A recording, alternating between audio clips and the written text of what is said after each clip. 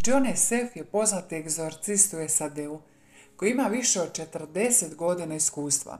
On je poznat i po tome što je bio duhovni voditelj Svete Terezije iz Kalkute. Utemeljio je institut Pape Lava VIII, te je bio i predsjednik tog instituta za odgoj i formaciju svećenika u službi egzorcizma. A 1959. tokom njegovog boravka u Rimu doživio je mistično iskustvo koje je želio podijeliti sa svijetom. To iskustvo postalo je i njegovo poslanje, kako kaže. Tamo je posjetio baziliku, ušao u kapelu presvetog sakramenta. Krenuo se moliti. No onda, kako kaže, odjednom obuzima ga snaga, sila, veličanstvena. Osjetio je Božju snagu i prisutnost. I sve se to odrazilo u tolikoj snazi da je pao na koljena. Počeo se tresti i plakati.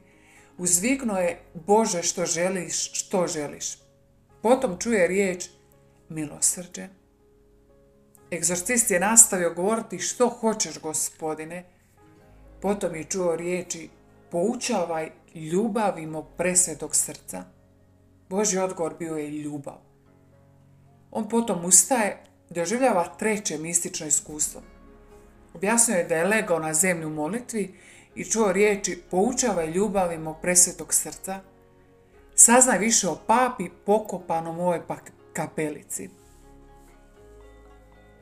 Kasnije saznao da je papa koji ovdje bio pokopan Lav VIII, koji se bavio mnogim društvenim problemima koji se odnose na siromašne i radničku klasu.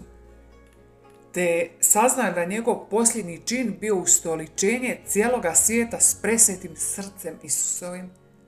Tada je svećenik došao do zaključka da će pobožnost presvetom srcu biti pobožnost koju mora promovirati i hitno dijeliti sa svijetom.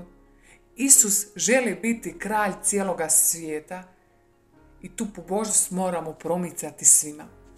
Kad se posvetimo presvetom srcu da živimo pod njegovom vlašću, tad prihvaćamo njegovu vlast nad našim obiteljima, nad svijetom.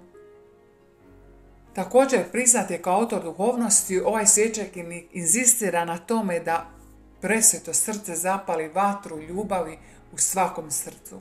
Ako imaju Isusa, imaju vatru, a ta vatra je Duh Sveti.